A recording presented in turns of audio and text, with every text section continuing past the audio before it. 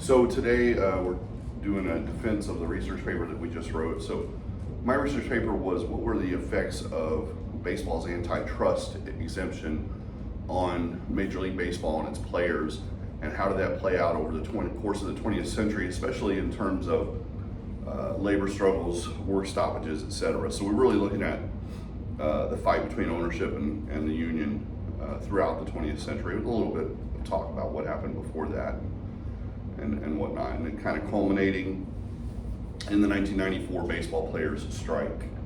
So my research methodology was I read a lot about this. I've written some other papers about it over the last couple of years. So that is kind of where this stems from. I've been in this kind of subgenre for a little bit, especially in the economic side of it, or not, the cultural and societal side of it now, and the economic side of it with this paper. But most of my research revolved around the work of the Major League Baseball Players Association, and the bulk of the paper.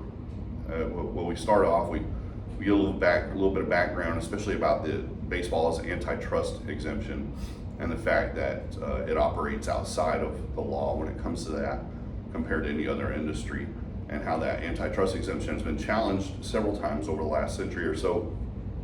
But every time it's been challenged, the courts or Congress have sided with baseball and determined that it is not interstate commerce, but is actually just an exhibition of skills, or a display of skills.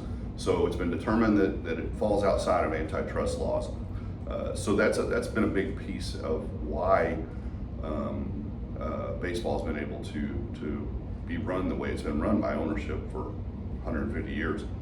Also, we talk a lot about the reserve clause. The reserve clause is a big piece of the exemption, of the antitrust exemption, in that Major League Baseball owners, until the mid-70s, 1975 actually, were able to have pretty much total control over a player's agency, whether they were able to renegotiate a contract or with another team or with their present owners, etc. So this reserve clause reserved players to their particular team that they were signed by or drafted by.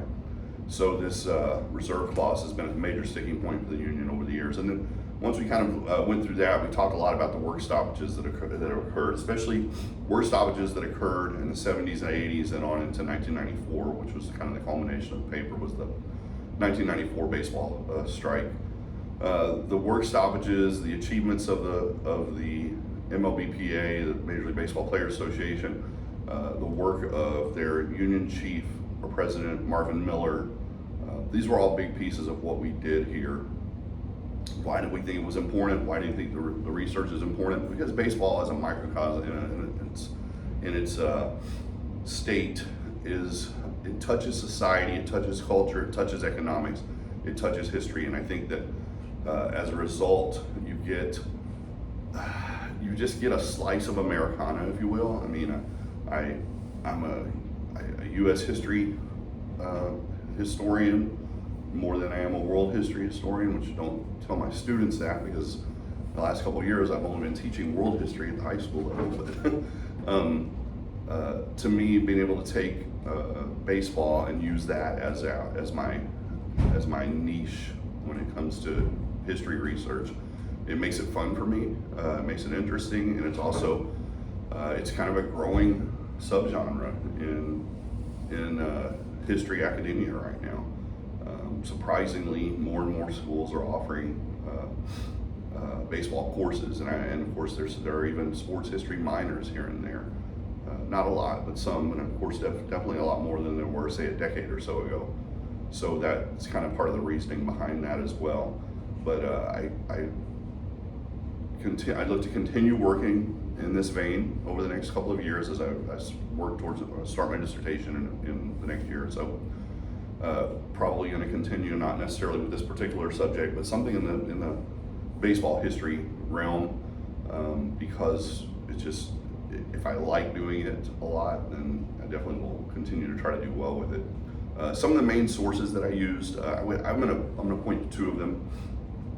John Hilliard's Lords of the Realm, which is a great book written in the early 90s and then revised later on in the decade. Really covers this subject extremely well, and it's been a great source for me. And then also Jeff Katz's Split Season, the 1981 baseball strike was also very helpful for my research too. Those two strikes they were kind of keystone moments in this research that was done. Those two books were two of the best sources I had. There's a lot of primary source work available as well, especially newspaper articles, magazine articles, particularly whenever I'm talking about early in the paper, when I'm talking about early baseball economic history, late 1800s, early 1900s, especially right there at the turn of the century. A lot of really good stuff there. The Society for American Baseball Research, which I'm a member of, has great resources that I've been able to tap into. The National Baseball Hall of Fame does as well. The Jerry Falwell Library has been great. What an amazing resource that we have access to right there. Shameless plug. But those sources, and there's plenty of others. Some biographical work on Marvin Miller, biographical work on Bud Selig, who was a longtime commissioner of Major League Baseball. These sources have been really good. So kind of coming back to draw that back together. Helyar's Lords of the Realm, Katz's Split Season, 1981 baseball strike, and probably the Marvin Miller biography. Those have been the most helpful. Obviously, you had 35 sources or so, but those three were really strong and really helpful, along with the primary sources from newspapers and magazines. Thank you.